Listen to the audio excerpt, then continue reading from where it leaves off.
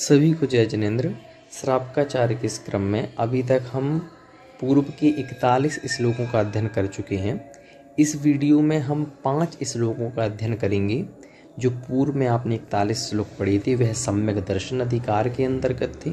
यह जो 5 श्लोक हैं, तो आज जो दूसरा अधिकार प्रारंभ होगा उस अधिकार का नाम है सम्यक ज्ञान अधिकार। ऐसे टोटल इसमें 7 अधिकार हैं, जिसमें एक अधिकार आप पढ़ चुके हैं 41 श्लोक तक।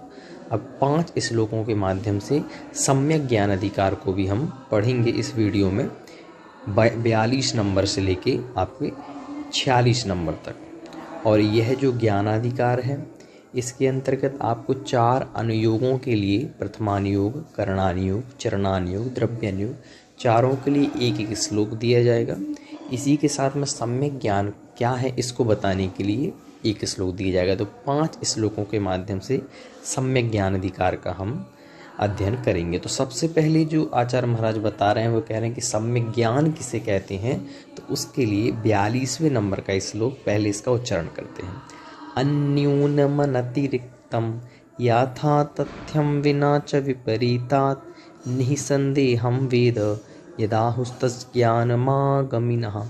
कह रहे हैं अन्यूनम, जो न्यून ना हो, यानी जो ज्ञान सम्यक ज्ञान के द्वारा जो हमें तत्व ज्ञान होता है वह अन्यूनम, वह तो न्यून भी नहीं होता, अनतिरिक्तम यानी अधिक भी नहीं होता, याथा तथ्यम जैसा है वैसा ही होता है। याथा तथ्यम मतलब जैसा है वैसा ही होता है। विना च विपरीतता यानी विपरीतता से रहित, उस ज्ञान में कोई विपरीतता नहीं होती।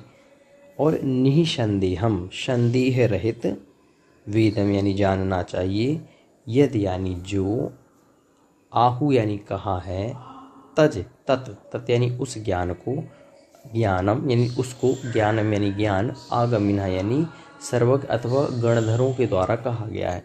मतलब कहना क्या चाहते हैं, कहना ये चाहते हैं कि सम्यक ज्ञान किसे कहते हैं। तो सम्यक ज्ञान उसे कहते हैं जो अन्यून यानी कम भी ना हो।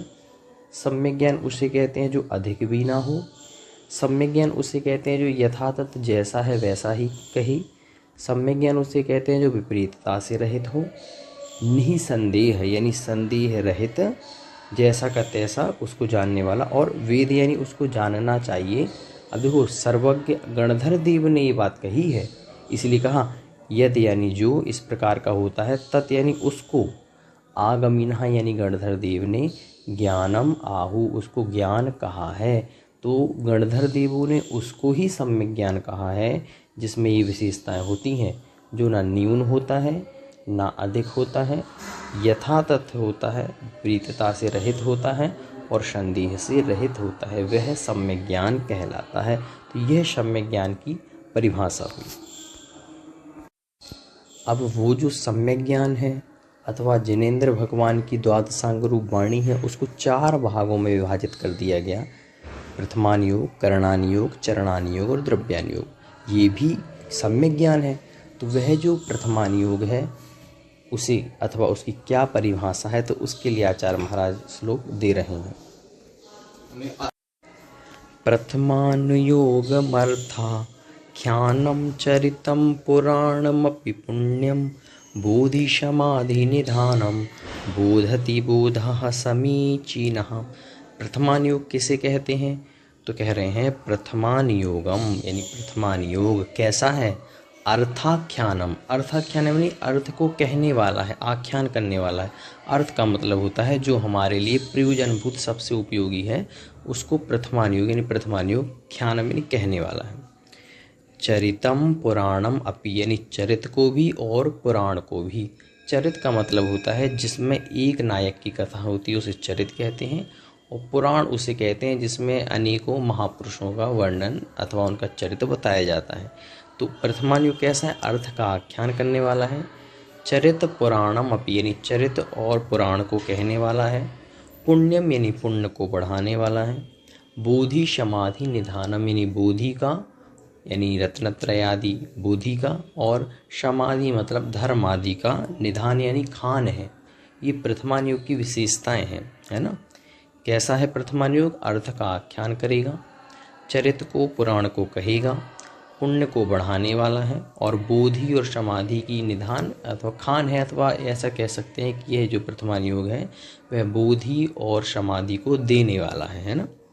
फिर कहते हैं बोधति बोधा समीचीना, है ना। तो ऐसा लगा लें, जो लिखा हुआ है बोधा समीचीना यानी सम्यक ज्ञान। बोध, देखिए समीचीन का मतलब सम्यक और बोधा मतलब ज्ञान, तो समीचीन बोधा अथवा सम्यक ज्ञान जो है वो बोधति यानी जानता है। किसको जानता है? प्रथमान योगम, प्रथमान योग को जानता है।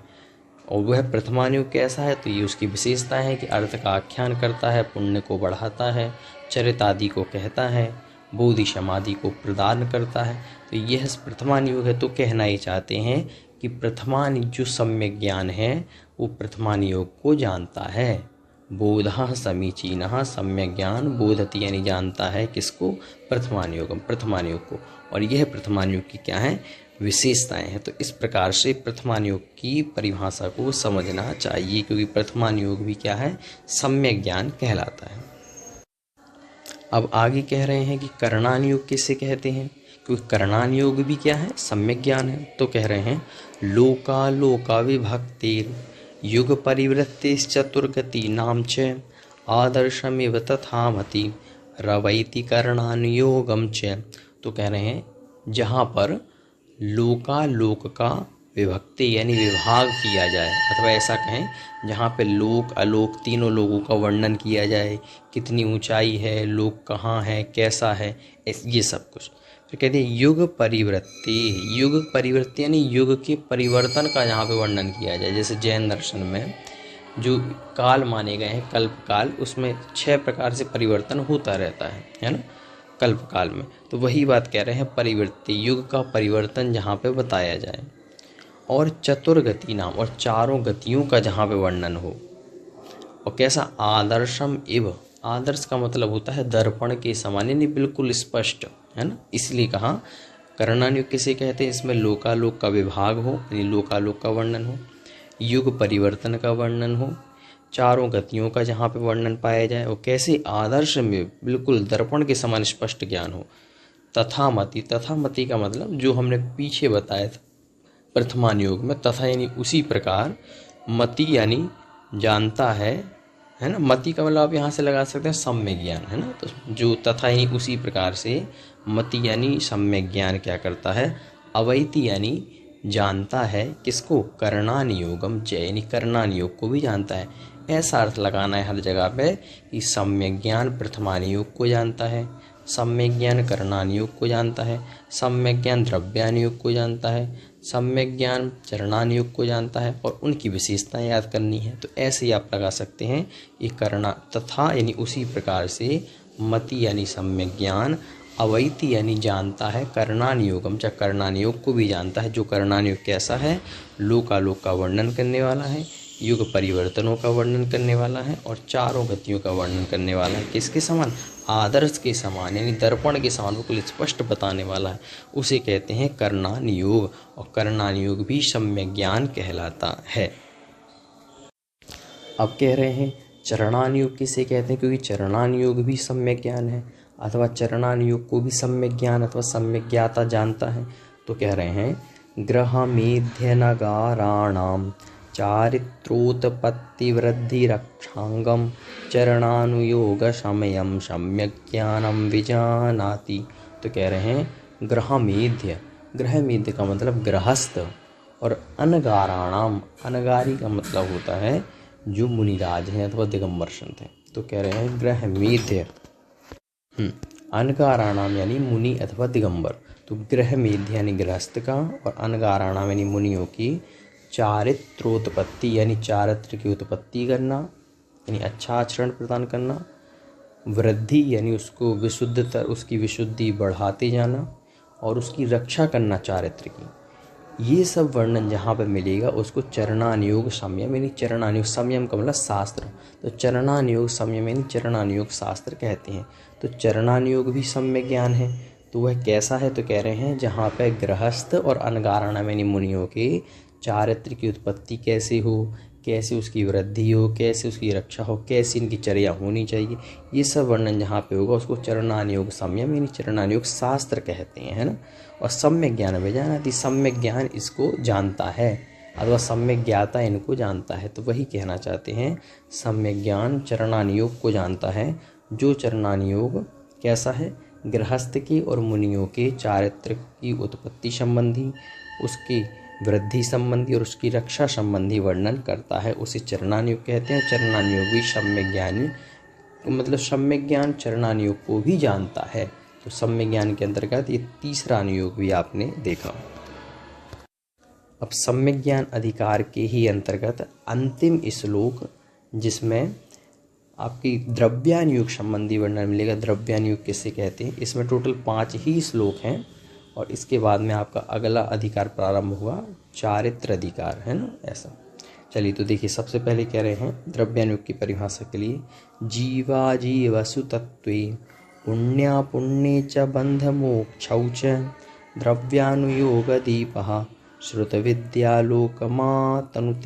तो कह रहे हैं द्रव्यानुयोग भी सम्यक ज्ञान है अथवा सम्यक ज्ञान द्रव्यानुयोग को भी जानता है।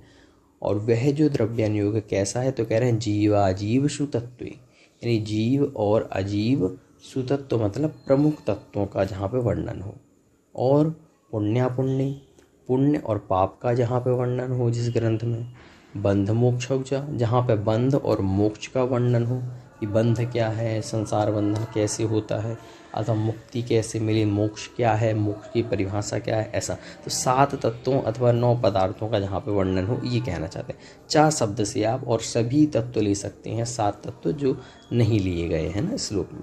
कह रहे हैं द्रव्यानुयोग दीपः, यानी द्रव्यानुयोग दीपक जो है, क्योंकि दीपक से ही प्रकाश होता है, तो कह रहे हैं द्रव्यानुयोग दीपः, द्रव्यानुयोग रूपी दीपक श्रुत विद्यालोकमातनुत, यानी श्रुत विद्या, यानी श्रुत विद्या का मतलब, श्रुत का मतलब होता है जिनेंद्र भगवान की वाणी, तो वही कह रहे हैं श्रुत विद्या, यानी श्रुत ज्ञान रूप विद्या, यानी ज्ञान को आलोक, आलोक मतलब होता है इसका प्रकाश, कहा ना, द्रव्यानुयोग दीपक है, यानी द्रव्यानुयोग रूपी जो दीपक है वो श्रुत विद्यालोक, यानी श्रुत विद्या रूपी प्रकाश को आतनुते, आतनुते यानी फैलाता है।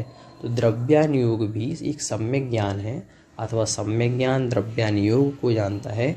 जो द्रव्यानुयोग कैसा है, जिसमें जीव अजीव आदि का वर्णन हो, पुण्य पाप का वर्णन हो, बंध मोक्ष का वर्णन हो, वो द्रव्यानुयोग दीपक कहलाता है। तो द्रव्यानुयोग रूपी जो दीपक है उससे श्रुत विद्या आलोक, यानी श्रुत विद्या यानी ज्ञान रूपी प्रकाश क्या होता है, आतनुत यानी फैलता है।